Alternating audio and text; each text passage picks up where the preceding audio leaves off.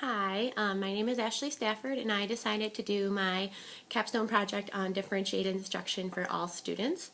I did turn this into a curriculum, so I kind of narrowed it down to focusing on a math curriculum for my grade level that I teach at 5th grade.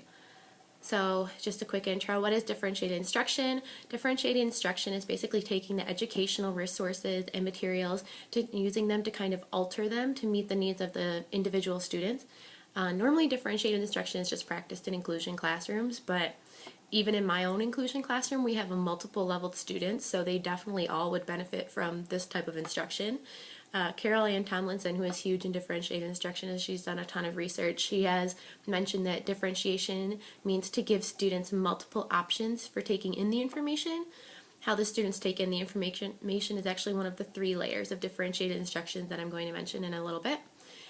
Basically, the whole point that I was trying to make was we're always talking about how important it is that our students understand that they're different and that they're unique, but we're teaching them like they're all the same type of learner, which isn't right. So we need to do something to change that. By breaking down the differentiated instruction, I broke it down into 3 main layers, which I have used throughout my curriculum.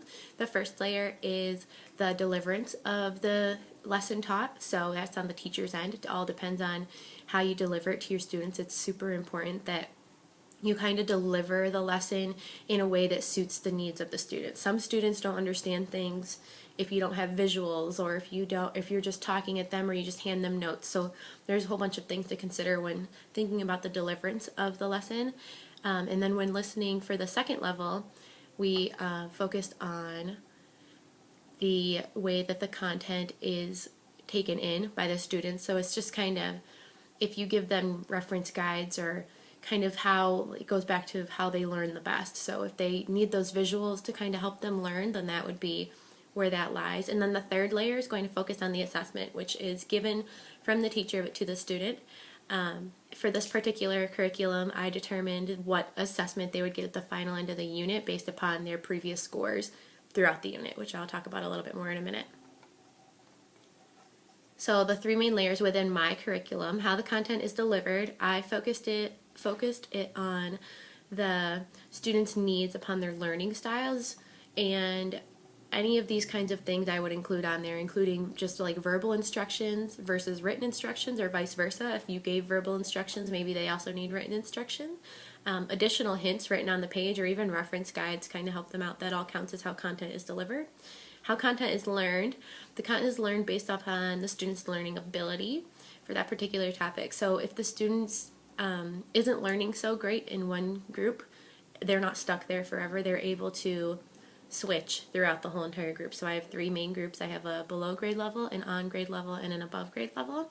And if students see that they're not making progress, or they're not fully understanding it, maybe the on grade level, maybe for the next lesson they need to go down to the below grade level and see if that kind of fits their needs better. It's trial and error, but I think after a while you would get a pretty good handle of how your students learn and what would be best for them.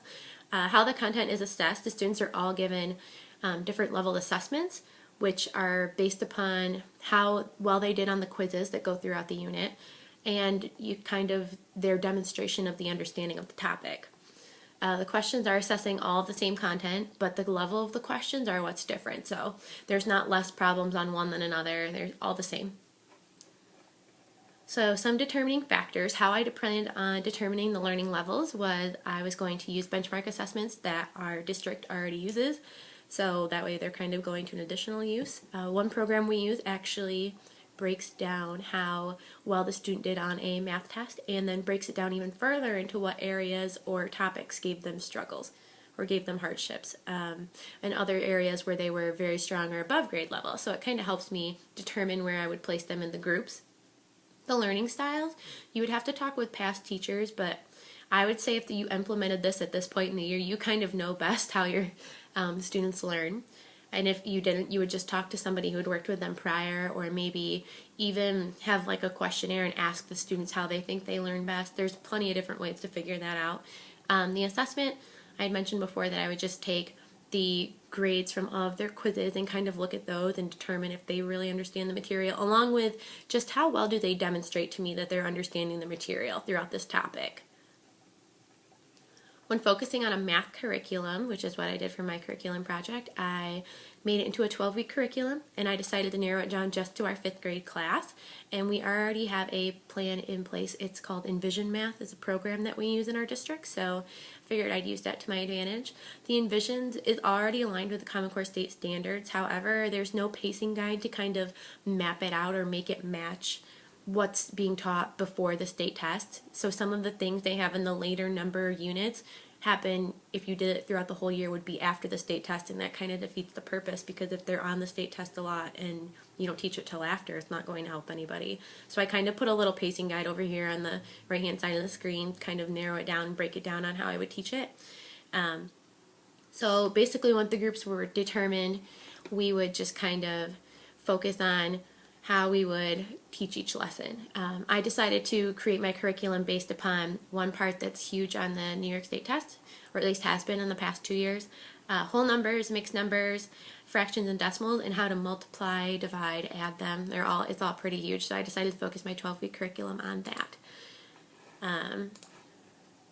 So deliverance based on groups. The below grade level group is going to be presented the material with a lot of support from the teacher, and there's going to be additional lesson materials like reference tools and practices provided, and there'll be a lot of I do, we do, you do type models, along with if they need to get checked after every problem to kind of verify that they're understanding. It'll be quick feedback for them to get from the teacher, so that'll be helpful as well. The on-grade level students are going to be semi-independent. They'll be watching the virtual lesson on this, and they will be also semi-taught with a teacher as well. So they will do independent practice and get checked after they're done with with the teacher or another correspondence student, depending on how they work out the lesson. Could be in groups. The above grade level students are going to be mostly independent. They're going to obviously have the teacher and the reference materials available to them. I would never take any of that away, but the plan is to make them be in charge of their own learning. So it's kind of so they can use the reference tools around them to kind of learn and practice, and obviously the teacher would check everything that they did, so just kind of to verify that they're doing the right thing. One thing that's super important, differentiated instruction does not necessarily mean everything is different. The assessments are all the same, as I had mentioned before, and they're all testing the same content. So while they're all testing the same content, maybe the questions are just a little different, and they're aimed more towards the level that the students learned on, which is not changing the assessment at all. It's just changing the level of the questions.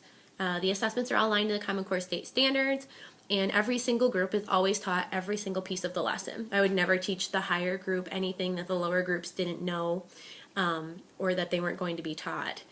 Based upon, you can also shift them throughout groups if they're unsuccessful, which I believe I might have mentioned before. If they were in an on-level group and struggling, you definitely can move them to a below-level group, and it won't make a difference at all, because it's all the same material, just taught in a different way and assessed in a different way and at different levels.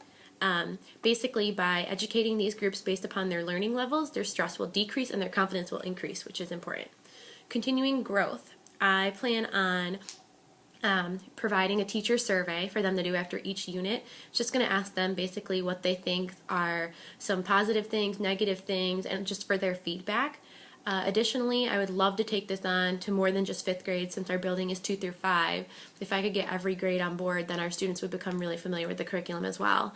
And then after that, we'd have to do some professional development and determine teams in which there would be like a grade level leader who would have answers or be able to provide supports or other reference materials when pertaining to differentiated instruction to kind of help their team teachers help.